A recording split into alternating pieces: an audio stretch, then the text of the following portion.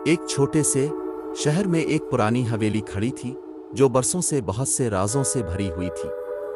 इसे कई दहाइयों से बंद कर दिया गया था, लेकिन एक दिन एक खानदान अंदर चला गया जो बोसीदा घर को उसकी साबिका शान में बहाल करने के लिए बेचैन था। उनके सामान में एक कदीम गुड़िया भी थी जो धूल से अटी हुई थी। गुड़िया, बर्तन की नर्म जल्द, गहरे गेविंगराली बाल और एक मुस्कुराहट जो बहुत अच्छी लग रही थी। खानदान की सबसे छोटी बेटी तानिया को खिलौनों की तलाश के दौरान गुड़िया मिली। इसकी खूबसूरती से मुतासिर होकर उसने इसे अपने बेडरूम के शेल्फ पर रख डाला, लेकिन जिस लम्हे से इसने उसे छुआ, घर में कुछ बदलता दिखाई दिया।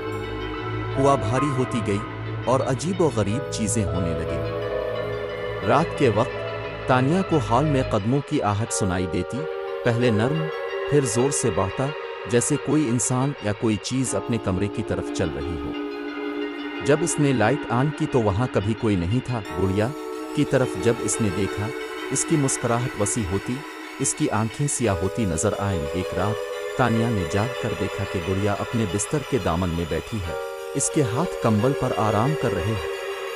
खौफजदा वो चीख पड़ी, लेकिन गुड़िया की आंखें मध्यम रोशनी में चमक रही थी, जैसे इसके खौफ का मजाक उड़ा रही हो। इसके वालिदैन हंगामा आराई से परेशान होकर उसकी तरफ दौड़ते हुए आए, लेकिन जब वो दाखिल हुए तो गुड़िया बिल्कुल साकिन थी। जैसे जैसे दिन गुजरते गए, तानिया के रवैये में तब्दीली आने लगी। वो मजीद पीछे हटती गई, उसका चेहरा पीला और गुस्से वाला होता गया। इसके वालिदैन ने सोचा कि ये इसका तनाव है, लेकिन जल्द ही उन्होंने महसूस किया कि रात के वक्त तानिया अपने कमरे में बैठी गुड़िया को मुतवज्जे और खौफ दोनों के इजहार के साथ घूर रही थी।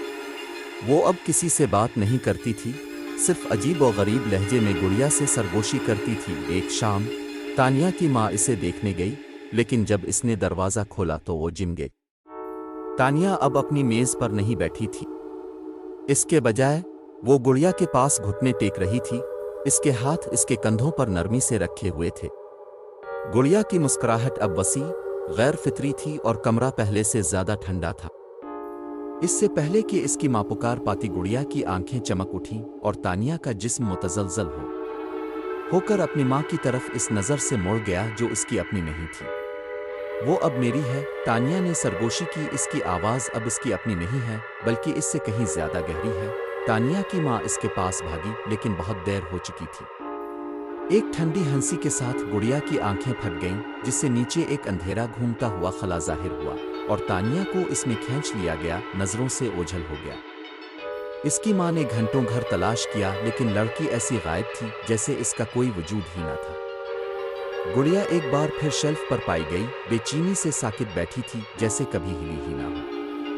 घर वाले अगले दिन हवेली को पीछे छोड़कर चले गए। बरसों बाद मकान एक बार फिर फरोख्त हुआ, लेकिन जो लोग वहां मुंतकिल हुए उन्हें अजीब चीजें नजर आई। गर्मियों के मौसम में ठंडे ड्राफ्ट्स हालों में गूंजने वाली नर्म हंसी की आवाज और शेल्फ पर बैठी एक कदीम गुड़िया। इसकी मुस्कुराहट पहले से कहीं ज्यादा फैली हुई थी। वहां रहने वाले खानदान के बारे में कभी किसी ने बात नहीं की और वो कहते हैं कि गुड़िया किसी दूसरे बच्चे का इंतजार कर रही है।